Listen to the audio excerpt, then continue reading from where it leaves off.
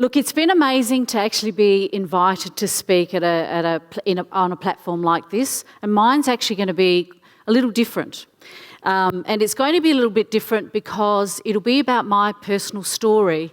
And when I turned around and people put their hand up and said that they worked either in public policy, public sector, local government, I identify with you. And in fact, what we've heard today has been so inspirational around how individuals can create that change.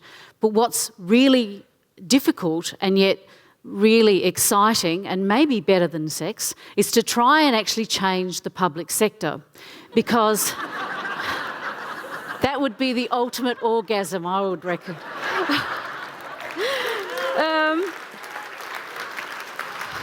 How do you follow the speakers that we've had? That's all I'm saying. So I'm going to tell you my personal story and why I think it might identify with people here. Because Perth, like South Australia, if I sat and talked about the sorts of things we do in our institution, you'd identify with it, but what's different? A couple of things. One is that my parents migrated to Australia. I wasn't born here. They settled. We came to Fremantle, so I feel like I'm actually one of the new. I've been here first, and then they came to South Australia, working class background. One thing I do know is that the public sector was really, really important to them. They were primary producers. The agriculture department had staff then. They'd help them, come and visit them. And I know that the local public hospital did some great things for people that couldn't afford it. And I knew that I was really passionate about helping those that are marginalised. And everyone today has actually talked about that. And in their own way, they're leaders and got the change happening. But it is something else to get the institution to change. And then I believe we would be able to create systemic change for the long term. And that's hard if you work in public sector, because in fact you work in election cycles. And if you don't like that, or if you find that difficult, then you're in the wrong industry, because you have to understand that. So what are we doing in South Australia that's a little bit different? Part of it is that I was asked to lead it. And I was working in an agency, pulling together, those of you that have worked in government, have you had machinery of government changes where they change the name of the department, bring four together, then it costs you so much more to kind of transfer people over, and none of our payroll numbers align and the rest of it. So I was asked actually by this current Premier to run a reform program. I want you to change the culture of the public service. And I thought, well, why did you pick me? And it was really, I think, about watching what I was doing on the side. So I thought, why would I want to do that? And most of my career has actually been, and I won't go through the story of the career, but it has been quite a challenging one, because I think I was a bit of a change maker from a very young age, from defying what was happening at school, gender issues, and how diversity was managed, I guess, throughout my whole life. So I've been a bit of a passionate believer in actually making a difference and really working towards the equality, democracy type issue. So in fact, he said, let's change the public sector. I don't know how big it is in Western Australia. We're talking 100,000 people. So I've done change in big departments, but 100,000 was quite big. So what did I do? And I'm pointing in the right direction.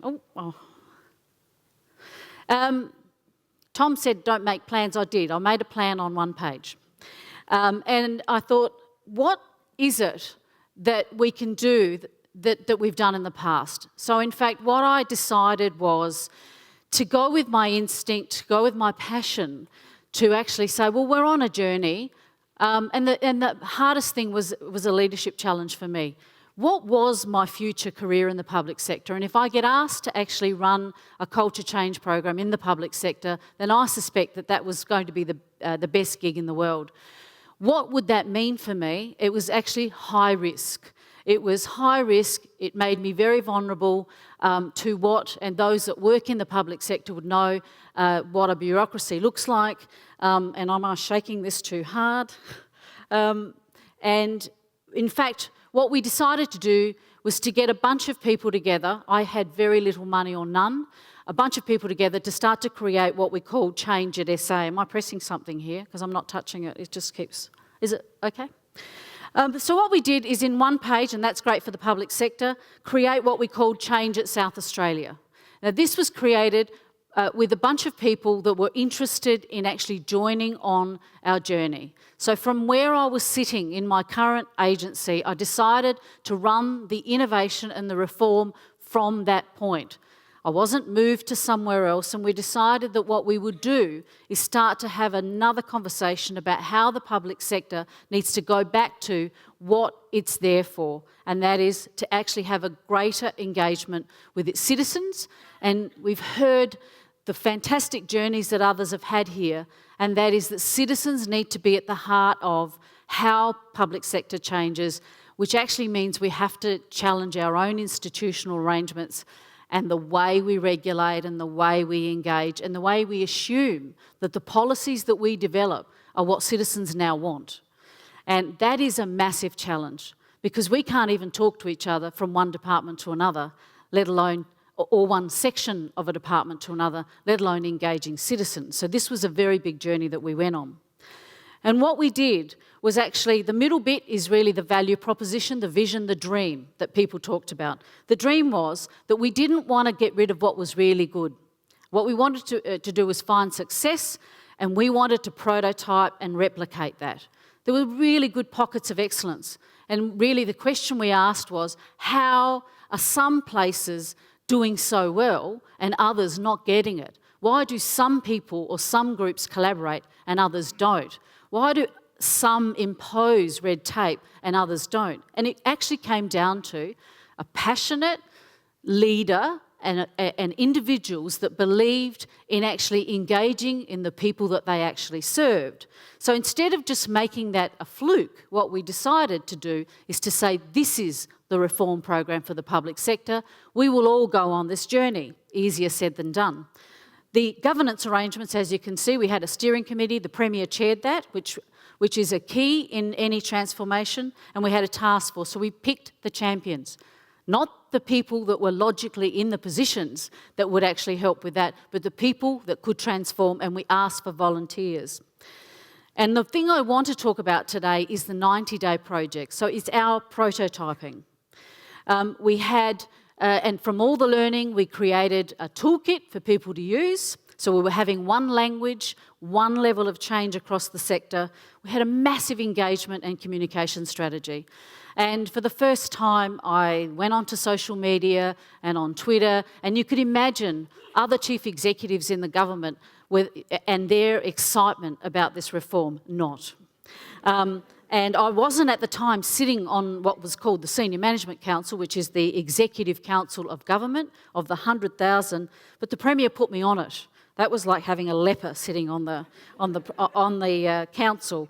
And it was funny because one of them actually said, oh, this will be gone in 6 months. We have these sorts of things happen and they disappear. And that actually started to get me a lot more courageous and get more and more people on board. So never underestimate, even in the public sector, the value of social media and the value of finding that 40 or 50% that actually are on that journey with you. And that's what I did. So I let go of those institutional arrangements in terms of my role.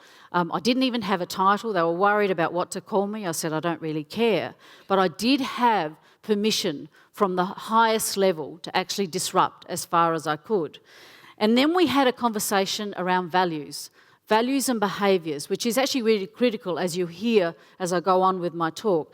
Values in action are the things that everyone has talked about. What is it to collaborate?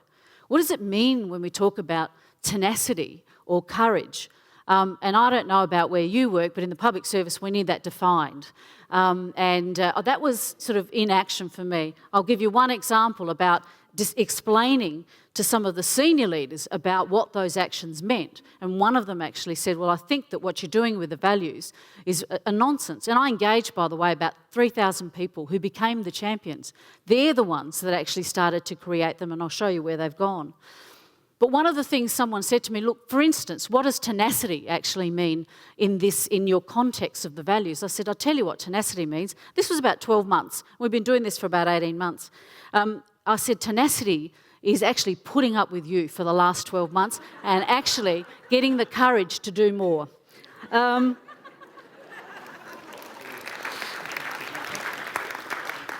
So I guess for the public servants out there, take risks.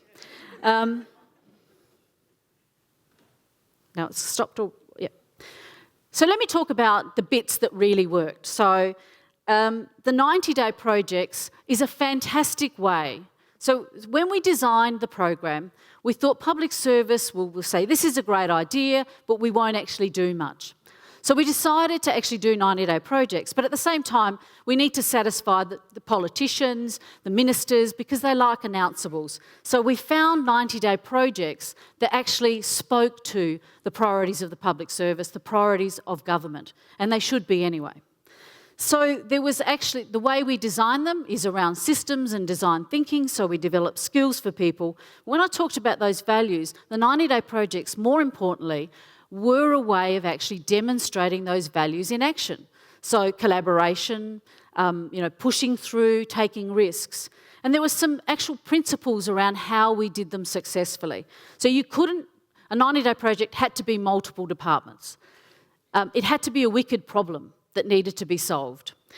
We needed to consult with industry. We needed to consult with NGOs. We needed to get citizens involved. In fact, we started to ask citizens what did they want fixed by the government.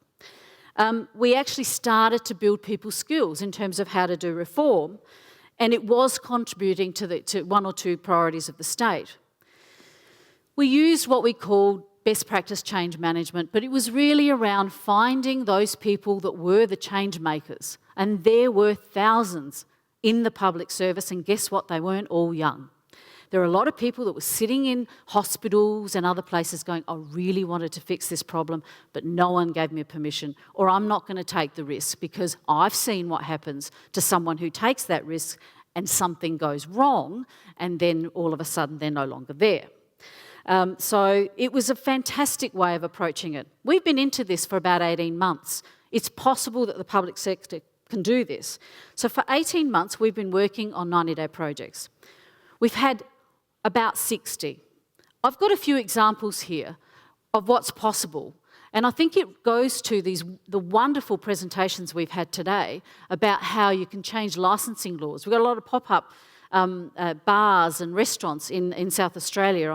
I'm planning on Timo coming over. I want the restaurant day. I think that we can do that with the Food and Wine in SA.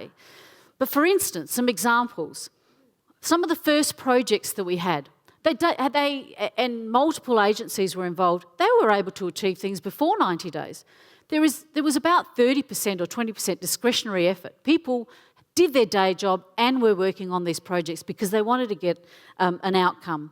So if you look at some of the outcomes, police, for instance, they come and summons, if someone has a speeding fine, would go to your house, serve the summons, and there's a court date. We had a project where they basically decided we would text people their court date, let them know what the fine was, and they saved 27 minutes per summons, and the resolutions were reduced in 37 days. We had forensic people working in terms of gathering evidence, processes that took 6 weeks between the forensics, the police, corrections and other places. They actually reduced it to about 5 days, which made a massive difference to the courts. Reducing red tape for the tuna industry. So this is regulation, red tape. Public servants have had that in their remit. The issue isn't necessarily whether we need the regulation or not. The issue was the Primary Industries Department weren't talking to the Environment Protection Authority, and each were doing a different job. And in fact, by talking together and asking the industry, what is it that actually hinders you from actually taking the tuna out to market? For them it was, your agency needs 6 weeks to actually regulate for licensing, and your agency takes 3 weeks to regulate for the environment and issues around sustainability. They got together, and in 90 days, they actually reduced a process from 6 weeks to 5 days, And the tuna industry are saving over $1 million now. And guess what? They're getting more tuna. It's actually even more sustainable because the scientists between the Environment Protection Authority and primary industries have worked out a way of actually moving around the way licensing and fishing occurs. And there's 54 others, and the criteria-led discharge, hospitals are in big trouble. The South Australian public sector, like any public sector, has to change. It's costing a lot, and we need to move to citizen solutions. Nurses discharging, it might be happening here in Perth, it wasn't in South Australia.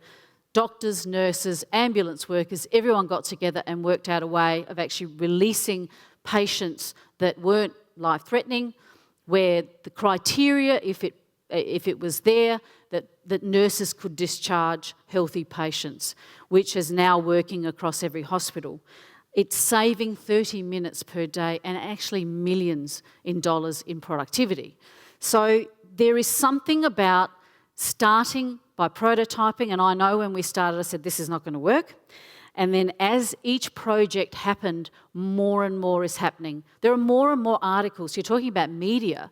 There are more and more articles in the paper around, every single thing that government's achieving. They say, oh, this was a 90-day project. It's become part of the language. And we've got a framework on how we might actually consider, rather than jumping to a solution, which the public sector does, we like to help citizens and we'll give them what we think they need. We're actually working on defining what the problem is and getting citizens involved in that. So as I said to begin with, that basically citizens, not-for-profits, business sits with us on those 90-day projects. So they are part of what we're now calling the debate and decide. Rather than actually us giving our decisions to citizens, we are asking them to be part of it. We're now engaging in many, many citizens' juries on many topics. One was cycling lanes. We do have bus lanes. And the last one was around liquor licensing and basically the strip in Adelaide that has major issues. Citizens decided on what we would do to solve those problems. So it can be done, and it can be done from within the public sector, and there's a lot of appetite for that to happen. And it's not working. It's about this point that it actually starts to play out.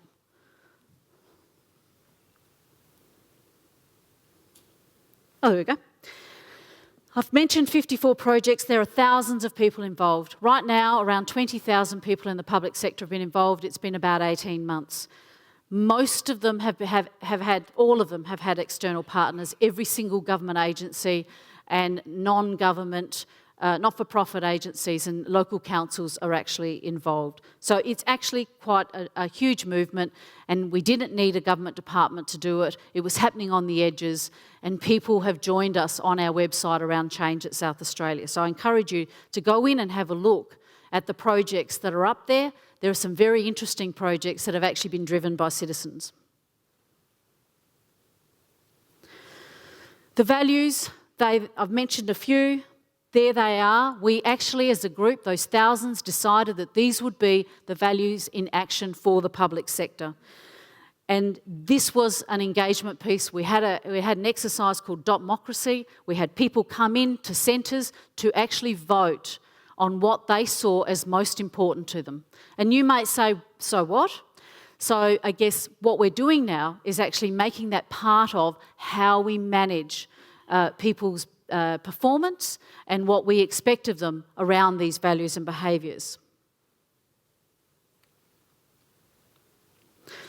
We created a change toolkit. So everything that we learnt from those 90-day projects is all on the toolkit, and it's available to the 100,000 public service employees. So in fact, what we're saying is we are one government and we want to engage with citizens, and we have a way that you can actually start to address some of those issues in your own agencies and problems that you actually want to define. So that is available, which is quite unique in any sector. We can communicate to our sector as a whole. So that's doctors, nurses, teachers, all of them are engaged in this actual process. And it can be used for projects of any size. So it's actually about how do you go out there and actually give people permission to start to change at their local level. And we needed to actually prototype, allow them to take some risks, but also give them some tools to actually work with. So where has this ended up? So that's all nice. That was 18 months ago. Me thinking that, this could be the end of a career, but that was fine because the biggest, best gig to do in the world. Having worked in the public service and being quite passionate about making the change and being invigorated. So that personal drive, find those people, because it wasn't alone. People that had ideas that I never thought we were able to do. All I did was pave the way through the bureaucracy for them. I opened the door for a lot of people in business, citizens and not-for-profits, but I didn't do the work. People within the public sector actually did the work. And now we've got multiple partnerships actually happening and it's sort of a change in how we're evolving in delivering our services. So nearly every organisation we have transforming health, with a new hospital starting up and a new way of delivering services. We're transforming the justice system and transforming education. We have a long way to go, but we have a language that we can start talking to each other about. But what's wonderful for me is that during this process, if you had asked me what would you be doing in 2 years' time, I would not have told you that I would be the Commissioner for Public Sector Employment. So I remember saying the one issue for stopping us from becoming one government is that there is an institutional arrangement here that works against innovation.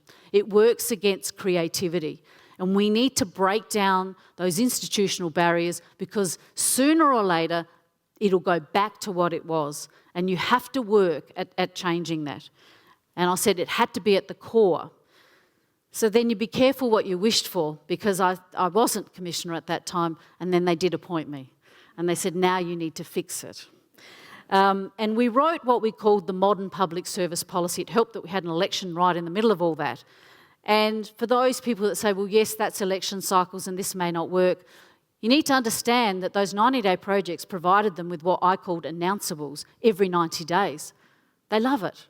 So in fact, it's about how you do that and have your eye on what is the long-term future of how we actually change the way the public sector engage with the sort of people we've heard from today to allow citizens to make the cities, what they need to be for them.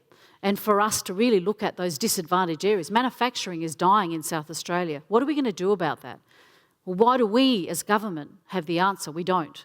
We need to actually find that through kind of programs that you've heard about today. So we wanted a dream about being a world-leading public sector, which meant we probably need to get out of most of the businesses that we're in and doing it differently. So we're looking at things like social investment bonds and other things. So what's at the heart of it? That we actually are looking at our own people and culture. Our people are the citizens of South Australia. Our people do get served. I go to a public hospital with my own family. So we mustn't forget that the public sector aren't actually aliens. They're not different. They are actually community and they can offer the solutions. We need to give them decision-making at their level. That we need to redesign our services, and if something can be digital, just do it. And there are entrepreneurs, and we're having a lot of discussions about just get it online and let's change the way we do things. We've got a new approach to engaging communities. We call it Better Together, and the citizens' juries come from that, and it's growing. So we're looking at it in a form of a new democracy. We are simplifying regulation. We have and we do have a unit that looks at simplifying. I think many people have that. It's about everyone that works in the system to basically remove what they've got, and only by default should we actually reinstate it. So it's actually turning regulation and what we do on its head. But there are some people that if they broke the law, it's better that they just went on and did their restaurant day, because we probably would have fined them. So we won't be doing that. But pop-up bars, for instance, huge in South Australia, and we changed the licensing laws. So in fact, you might have actually not been illegal in South Australia for that one day. And reforming departments, which I've already mentioned. Let's talk a little. I want to end by talking about a few things that Charles and I have been working on. So it's possible. It can be done. You've got to put your neck on the line for those people that are out here in the public sector, and if you're out in not-for-profits and other places, we need to start to actually create that change ourselves, and it is possible. And it is possible, and you can do that from where you sit. So for us, we're looking at sort of creative pulse, and Charles mentioned the creative bureaucracy.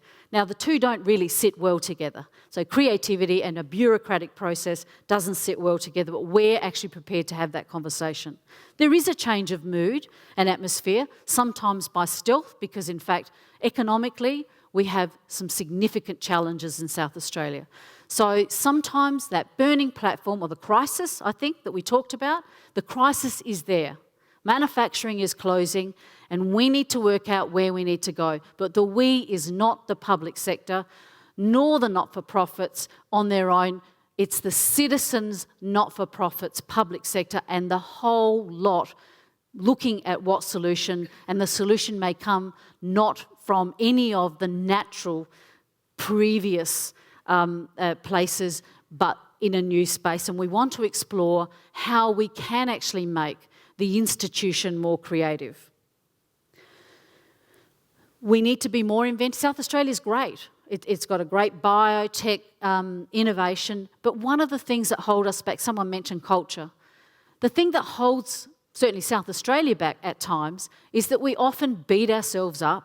We basically don't believe that we can actually make that change, and we like to knock down the tall poppy. So it's often, we're in a middle class, it feels all right, why do we need to change, versus trying to create that mood. So we've started up Hack SA, we've had some interesting discussions with private sector, investing in what we need to do. So everyone now is in the space trying to work together. So if you're looking at government to make the change, that's not going to occur on its own. But if you're actually blaming each other, which is what was happening, that's not going to work. So we're starting to have some really interesting adult-like conversations about how do we do this for South Australia and its citizens.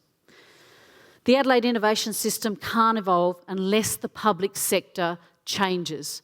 There's 100,000 public servants, most of them are in the city centre. So, and I suspect that probably is pretty similar in other cities. If the public sector doesn't change the way it uses the space, the way it works with business and evolves, then I can't see how a city can actually be economically viable to begin with, and secondly, grow. So I think the sustainable new cities have to involve the people that actually either go in it each day, and for us in South Australia, most of those people work in the public sector. So we need to change ourselves to shift the city to where we want to go.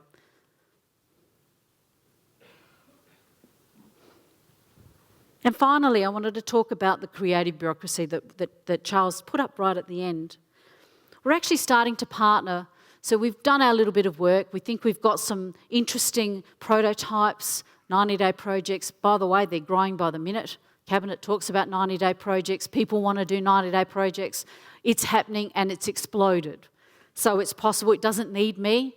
What I like to do, and sometimes if you're the person that started the change, you need to look at yourself and go, who else can actually take the next phase? And that can be difficult. So it becomes a very strong leadership challenge. We're looking at a pilot project over the next year or so. We are partnering with state and local government. We have to work together at all levels. We want to look at new ways for meeting targets for our economy, how we can actually encourage employees to be creative. And for those of you that work in that system, there are a lot of things that stop us from doing that. A lot of leadership challenges and a lot of development of where we need to go. So the next phase of our project is to actually look at the conditions to make a creative public sector, which is going to be challenging in any environment. And then, as the Commissioner, there are 3 things that I've put up there. I've actually made a statement to the public sector, and the values I talked about, I'm in the process of embedding them in our code of ethics, which actually means that every public servant will be held accountable for those values and behaviours. And that's a first for South Australia. So not only have we engaged in the discussion, we will hold people accountable, and they're the sort of people we want to actually employ and the people we want to keep for the future. And we're talking about, in our vision, the sorts of things, the foundations, cutting the red tape, act as one government, which is very, very difficult. And we're moving towards that conversation. And conditions of employment, we're standardising. Our people need to be leaders, not managers. So to be authentic, to do the things that people talked about here, you need to have people who believe in it, who you'll actually invest in, and who you'll allow to take risks. And we will provide those opportunities for our people in that tight fiscal environment. So we need to work out how we do that with very little money. And you heard from people here, you don't need a lot of money. I didn't have any money to run the 90-day projects. I just found really interesting, excited, creative people who were already there, and they are already there in your institutions. And mostly changing attitudes, expectations, and outcomes, basically, through change at South Australia. So most importantly, I'll leave you with that if you work in a public institution, this is my personal passion, is that not only are you responsible, I guess, for making sure that you use that money wisely, but you create a city and a state that helps everyone reach their maximum potential and mostly are happy and healthy in an environment that we've all actually helped create together. Thank you very much.